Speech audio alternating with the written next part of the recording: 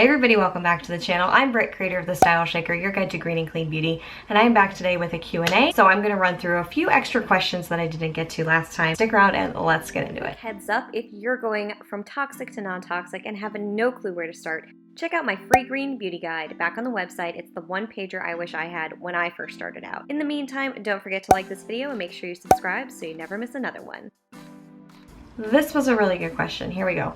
Do you keep a master list somewhere that has categories and lists of what you reviewed with their score? If you do, I haven't been able to find it. Well, you haven't been able to find it because I don't have that yet. I have so much information, and I looked at my spreadsheet. I have like this giant Excel spreadsheet. I reviewed hundreds of products. I'm like exhausted just looking at it. I'm working on it, and I have it. I just need to kind of like get it on the website. In the meantime, I'm probably just going to post my best of by category on there because I get a lot of questions that are like, what's your favorite thing for this? What's your favorite foundation? Which are great questions, which are questions I would ask. I want to get that page up and running so quickly. It's just gonna take a minute. It's gonna happen. We'll get there. How do you manage organizing such a growing collection of products? First world problem. Yes, it is. I know. I've only been interested in this stuff for 45 months and I already feel like I have too many samples. How do you keep your collection in check and manageable? So this was another question I received, which is kind of like a tour of how I organize everything, which I am going to do once I move from this apartment to the next spot. Lipsticks were the first thing to get out of control. What I ended up doing was I have two sets of drawers to my left and my right. Within those drawers, I have specific categories in each drawer. So it's like foundations in one, primers in another, lipsticks in another, eyeshadow palette. The more I get, the more I'm like, oh God, how do I keep track of all this? I tend to grab these products over and over again for roundups and best ofs and just reminding myself what they feel like, all the rest of it, or else I would be donating like a fiend and doing giveaways. But I'm not quite there yet, so that's how I organize it. It's really primarily through Container Store stuff, plastic holders and things that go within the drawers.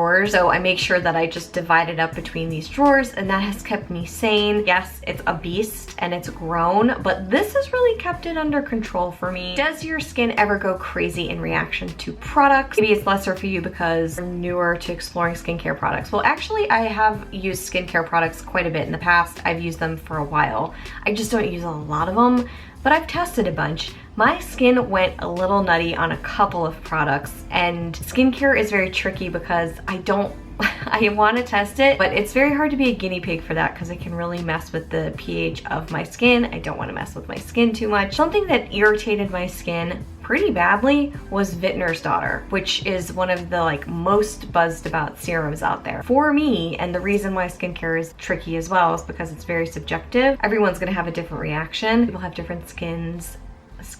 That I used for 3 days and my skin was just not happy. Not happy.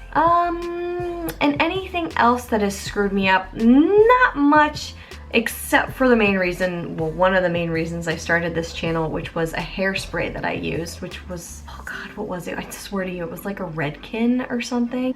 I don't know. I used to work in publishing, so the editors would get all these samples. There was a hairspray that I used. It was like a Redken booster or something like that, and I sprayed it, and then I curled my hair. I went to work, and I was riding home from work, and I just remember doing this, like just swiping my hand across the bottom of my face, and it was like hot fire flames coming out of my just jaw. Where I touched it, it was contact dermatitis. If anybody has experienced that, you know it is like a nightmare. I put two and two together and I finally realized that it was that hairspray. So hairsprays and we have a very tricky relationship. But in terms of skincare, I haven't really had much completely freak my skin out. I don't try like heavy duty acids. Oh, you know what I did try was the Blue Tansy mask from Herbivore, and I left it on a little too long and it freaked my skin out. But I'm not blaming the mask yet. I'm still in the process of testing that. So it just made my face very red, very red. I know that thousands of people love it, but that was another one that was like no go, or at least give it a try, but don't leave it on for so long. There you go. Would you ever consider doing a best of type of video? I think it would be great to hear you talk about your best suggestions when shopping accessible retailers like Target, Ulta, Sephora, or clean label that's not always as clean as you would think. So I love this idea. I would love to do my best of Ulta or Target or maybe all of them and just do kind of a little shopping haul online. I like the idea. I'm gonna think about it and see how I can address it and get back to you. I think Target's probably gonna be the easiest one to work with. Could be a really good way to start it off. Thank you. If you could only use one brand, what would it be? Too hard. Too hard. I don't even know. That's a tough question. I'm going to do, if I lost everything, what would be the first 10 products that I would buy to replenish? That would probably be the most telling video on which brand I would only use. Probably, I know RMS would be in the running because I really like it, except they have no good mascara. Fit Glow, really good. But Vapor, also really good. This is a tricky one. I love Jane Iredale. I love Jane Iredale, and they have a really broad scope of items that are really good. Those would probably be my top, what was that, 4? It was RMS, I can think, Fit Glow, Vapor, and Jane Iredale. Those would be kind of like my first go-tos. So I'm not answering your question.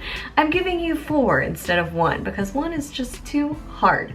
Sorry, it just is. What are you a skeptic about in terms of promises that packaging makes? I hear you commenting, of course, on the product claims in every video, whether they seem accurate, which is cool and special about your channel. However, I sometimes wonder if we're drinking the Kool-Aid a little bit here. So, for example, when I heard products saying that they combat damage from pollution, that sounds a bit LOL. I have also tried 4 eye creams, and I'm not convinced any of them do much. Yeah. This is such a great question. I love this question. Thank you for asking this. I am like full-blown skeptic on pretty much all the claims, which is why I add them to most of my reviews. I'm like, does it do what they say it's gonna do?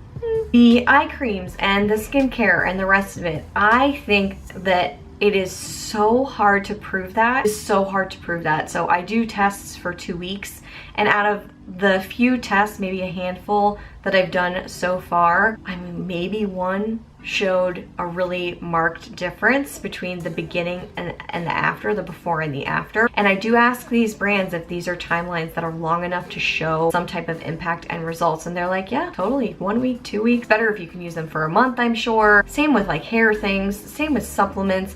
I think I don't buy into a lot of it, which is why I don't use a lot of it. Very rarely do I use a skincare product and the next day or within a week do I go, wow, I can tell. But they're out there. They're out there. I just think they are very few and far between. And I should also say that in terms of skincare, it is so dependent upon lifestyle. And I'm not talking about like, you have to eat green food and drink water, me mama. You do, I do. I'll talk for myself. I do have to do that.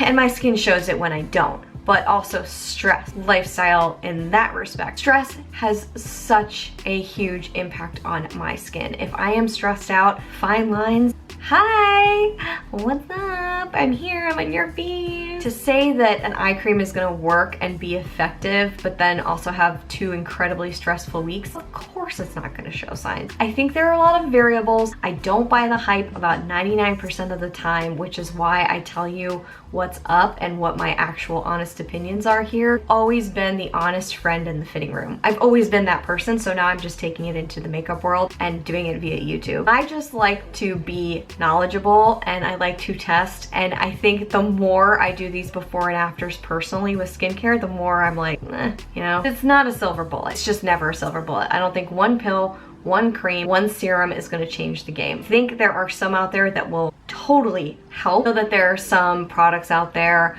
and surely dermatologists can work wonders on faces and skin and all the rest of it. Probably not so clean ingredients. I think a lot of people buy it. I think a lot of people are like, this is stupid. You know, everybody has their opinion. It is what it is, and that's mine. Okay, that's it for Q&A for today. Thank you so much for watching. I hope you guys enjoyed this one, and I can't wait to see you right back here real soon. Until then, bye.